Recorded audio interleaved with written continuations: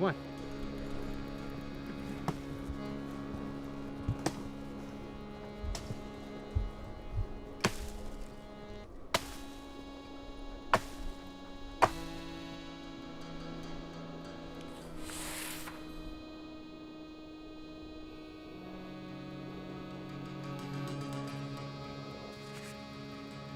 The villages of Petty Harbour Medicsco were only 20 minutes outside the capital city of Newfoundland.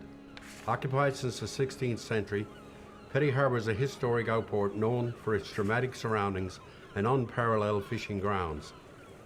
With a growing population and unforgiving landscape, logging in winter with horses was impossible. And like so many other Newfoundlanders, they adapted.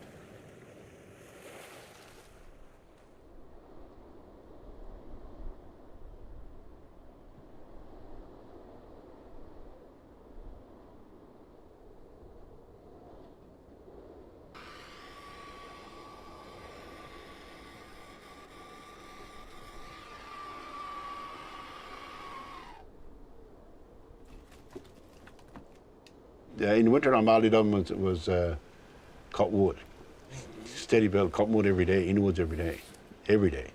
And with an axe, and no power saw, an axe and a file. And cut the wood and stand it up for the next year, right? And then they'd haul it out then. Well, everybody had a team of dogs, just about everybody, right?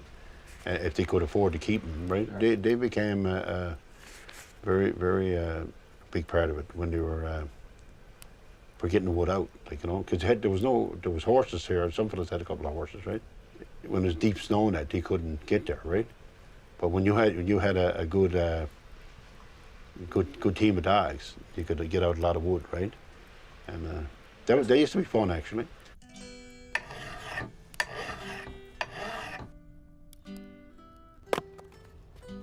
Nice one to sharpen it.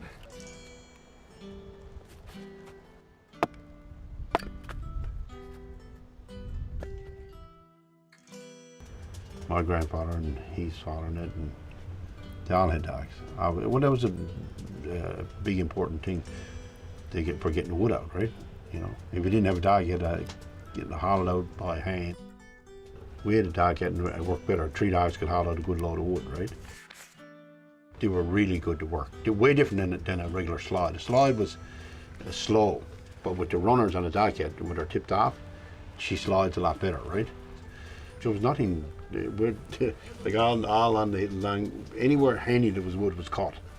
So they kept cutting, going back, right? So they often went as 7-8 miles sometimes. Or they make them all made by hand. You go down and they cut the knees for them and cut out the runners, get them they find a curve, the natural curve in it, and they bring it to the sawmill and somebody'd saw it for them, right? Asked my uncle, I said, like, why was it called a dog cat? And he said, the dogs haul it, but it moves like a cat.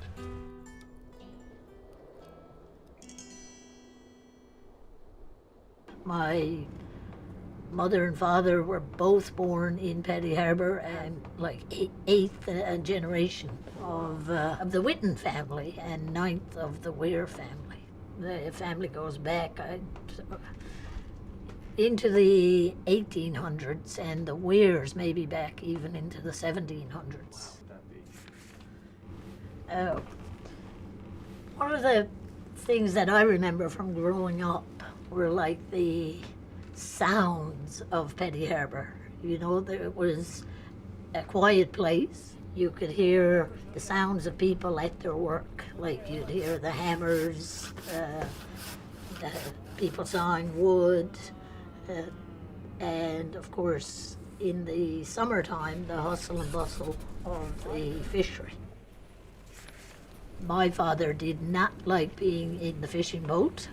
He hated it, and he said he had to find something else to do. But in 1951 they started a grocery store. I guess I had 9 uncles, and they all had stories to tell about the dogs. I think every family in Petty Harbour had a team of dogs, and the dogs would be tackled into to go up the second pond. That's where they caught most of their wood.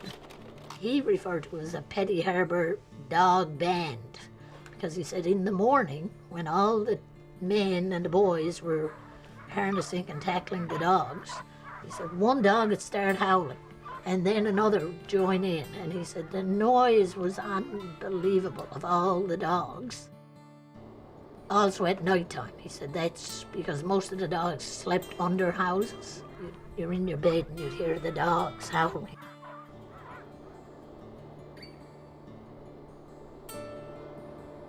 And there was boats going hunting and tours and wood cutting and saws and chainsaws, and it was hauling wood all over the place. It was like, I always described the Petty Harbour that I grew up in as busy. It was always busy. 24 hours a day, 8 or 9 months of the year, it was impossible to sneak into Petty Harbour. There might have been a bit of a lull in the months and weeks leading up to Christmas, but as soon as Christmas is over this time of year, people got busy again. The seasons in Petty Harbour definitely defined the work. They always did, and it was like, and like most of rural Newfoundland, I would say, because Petty Harbour, for all intents and purposes, lived in my lifetime as a rural place. It was just constantly defined by what was going on in the outdoors, and it not only drove the economy, what people did for a living, it also was socially what people did. When I was a kid in Petty Harbour, there was dogs everywhere, and all different kinds of dogs. But it was kind of a notably odd thing to have a dog that didn't have a job. When they weren't working, they were hunting or whatever, they were generally just roaming around or doing stuff, whatever. And they're kind of part of the community, part of the landscape, Because my grandfather and his brother were the first sort of people to look after the hydroelectric plant up there, the Doyles weren't really fishermen. Not only were we the weird musicians in town, we also didn't fish or hunt hardly at all. And so there was dogs around, but we never had dogs the way most hunting families or fishing families would have had in Petty Harbour.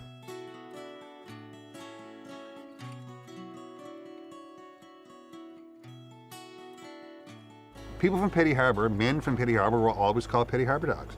And I never really thought much of it. I just assumed it was because they were tough or something like that, or saucy or something like that, But it turns out it was for a real good reason, right? And as you say, years ago, we would use dog teams to haul out over the hill to go shopping and exchange goods and stuff in St. John's. And there's actually early references in early writings around the turn of the century about people in downtown St. John's being able to hear the Petty Harbour dogs coming out over the Kilbride Hills.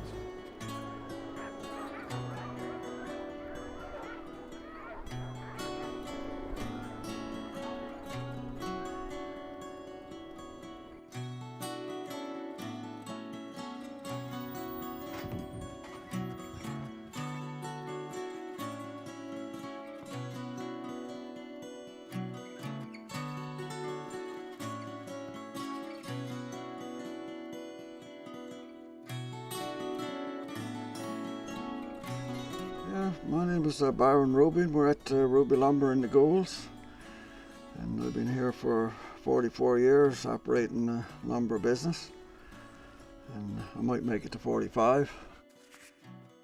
The family came here originally in about 1830s from Devon, England, and we know the history of our family leaving England because there was one gentleman that came here, and we have his marriage records from England, so we trace it back fairly good. We were just subsistence farmers, We thought we were rich. We had lots to eat. We had a place to live, but it was very, very little. But my interest in or feeling about the relationship between people in Petty Harbour and our families was there was a very close relationship. They were, there was. Of course, some of them were actually relations, the Rubies married to people from Petty Harbour, and, it was a close relation that way. But this was always my feeling, or my father's attitude towards it, because he had really good friends down there in the harbour. Billy Lehman was one of them, because it was an integral part of survival was we'd get fish from the fishermen, and we'd be supplying vegetables. The farms here would be supplying vegetables, so You know, that's the way it worked. We were supplying meat and vegetables, you know, because we had cattle and the Ruby line, there was cattle and sheep and goats and everything. So what we was famous for was the dogs, and you know, there were so many dogs down there. Well, everybody had dogs, but Petty Harbour, the place was crawling with dogs, you know, and they'd be all going just wild when I was down there as a young fella. That's what I do remember my father telling me, that they'd be going in with the big horses, and maybe 2 horses hooked in, and the fellas with the dogs and the slides, they used to jokingly complain that they used to put such big ruts down, especially on a mild day in the winter. The slide ruts from a horse would freeze, and then the dog slides would go down and maybe break a runner. But they used to be complaining, you know, don't be going in and ruining our path, right? So that's what I remember my father telling me.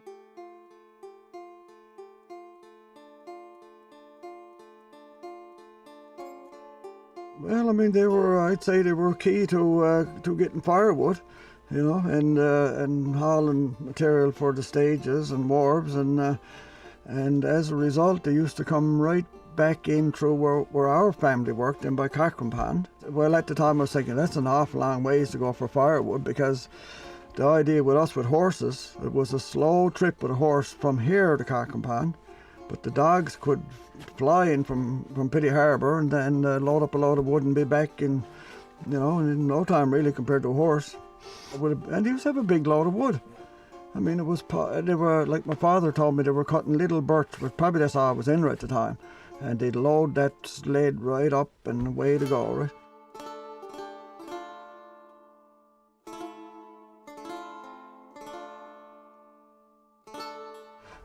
Yeah, I've been cornered by him. Dogs were a big problem, and that's not that far back.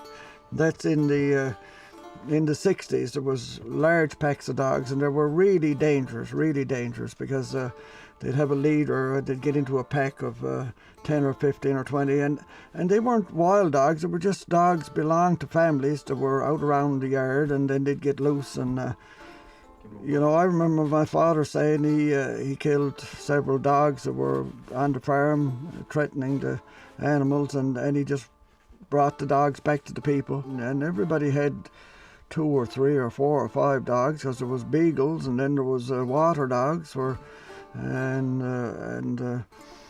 setters, because everybody had setters for going partridge hunting and that. So there was usually a couple of setters and a couple of beagles. That's what we had all the time. And some of them would get in those packs too. I mean, they just go in the pack. You mightn't see them for a month, and then they just come home again. That's strange, isn't it? But that's the way it was. Yeah.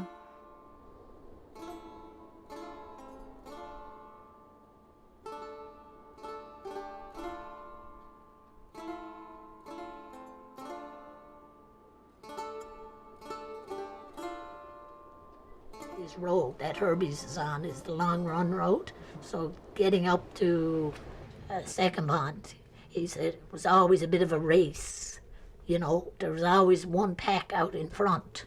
The fastest team of dogs belonged to John Whitten, or also known as Johnny Whitten, who was my great uncle, my grandfather's brother. And on the 2nd of February, in 1956, John Whitten drowned in Second Pond, returning with his wood with the dog team.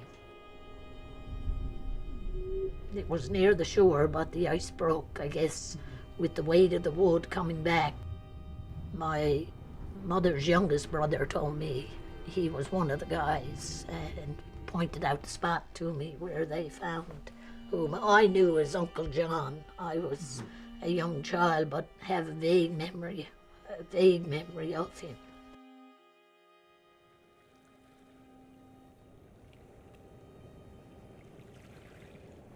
And the Chafes have been here since the 1700s, one of the first families that actually sort of landed here. And as far as I can remember and trace back, my family, my father, my grandfather, his grandfather, have been fishermen. And if they're not fishermen, they were involved in the fish plant. My mother was a fish plant worker, my dad was a fisherman, which is fairly standard for anyone who was born and raised here. growing up, you know, back in the 70s and 80s, especially in the 70s, you hear those awful howls sometimes, you know, because the dogs were strays and they'd often get into an odd scrap. Because I live down on the point, which is halfway down here. It's sort of the midway point, as you know, between Petty Harbour and Maddox Cove. And it's sort of a little blind turn that you come out of there. We lost, like, I can't remember, like a couple of, at least 2 or 3 dogs like that. And then my brother, my older brother, he was a hunter, so he had a bunch of beagles. Okay. And he had a little pound up behind our house. So he would hunt with them, birds and rabbits and stuff like that. So there were a lot of strays, like sort of walking around. Not like today, they were all outdoors, you know, like today is like, don't let the dog out, you know, like make sure, you know, whatever you do. But back then it was, don't let the dog in the house. So you try to, you know, walk in without letting the dog run in past you, you know. There was all kinds of dog houses, something you don't see anymore, you know. I remember every year after that, like I was 7 or 8, I remember that, and every year after there were less and less strays around, you know. So it sort of kind of petered out after that.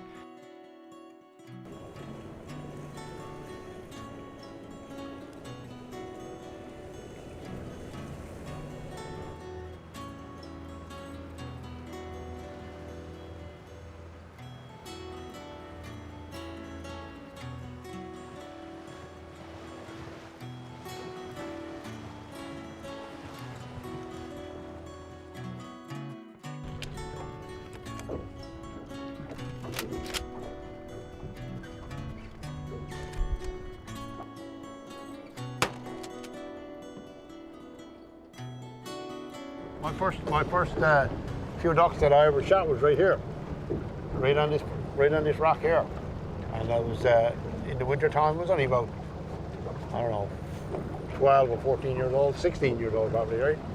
And got a great bit of fun down and sneaking, crawling down over the rocks, and the ducks are swimming in here. They came in, and I was like 20 or 25 in it. I shot 2 or 3. Oh, ducks and hounds. Turs were a big thing, right? Mostly the larder ducks they went after. Oh, there was sport. There was food to put on the table. Every Sunday you had ducks for dinner, or whenever we got a few ducks, right? Everybody was always interested in getting shot at the ducks, right? And some fellas had crossbreed dogs, and they'd crossbreed with a Labrador Retriever, or they actually accidentally got crossbreed because they were run loose, right? And the dogs, when you were creeping down on the ducks, I mean, keeping down, you're moving down real slow, like you wouldn't stood up so the ducks could see you because you frightened them. And you'd be crawling, the dog would crawl behind you. He crawled behind you, just like keep down too. He knew what you're at, right? Very, very smart dogs, right? Oh, they loved it. They go out and he could shoot 7 or 8 ducks, and they go one after the other. Go out, come in, bring in one, go back out, get the other one. There was no hesitation with them. And you'd point when you were do this to dogs to be able to look at. Sometimes you wouldn't see the ducks on the water, and you'd be pointing and pointing, straight ahead, going like that, and the dog would look back at you, and he'd be looking at you, and then he'd turn around, and keep going, he'd turn back and look, and while he was swimming.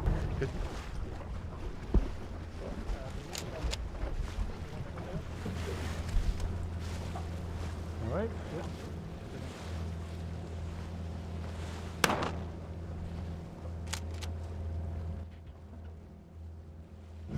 This is the wooden dog, see?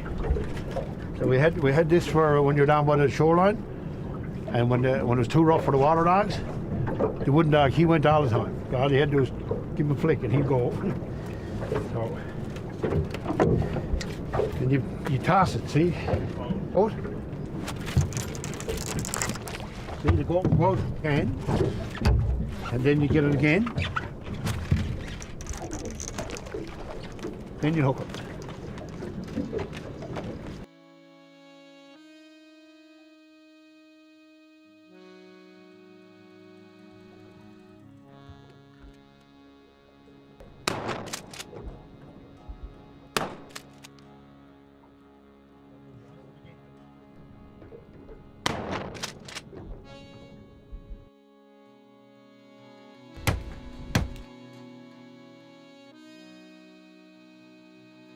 Petty Harbour looks from the air almost identical as it did in my lifetime and probably in my father's lifetime. You know, it's not like there's a meadow, you know, in the history of my mind that now has a shopping mall on it. You know, the work is completely different than it was when I was growing up. There's no axes, chainsaws. There's ATVs for hauling them out, and like we were hardy then, so we didn't mind going into the woods and we were finding strang and hauling wood out, right? If you're going to live in a place like Petty Harbour, especially, you know, a generation ago, that means you are willing and eager to subject yourself to what Mother Nature wants to offer you.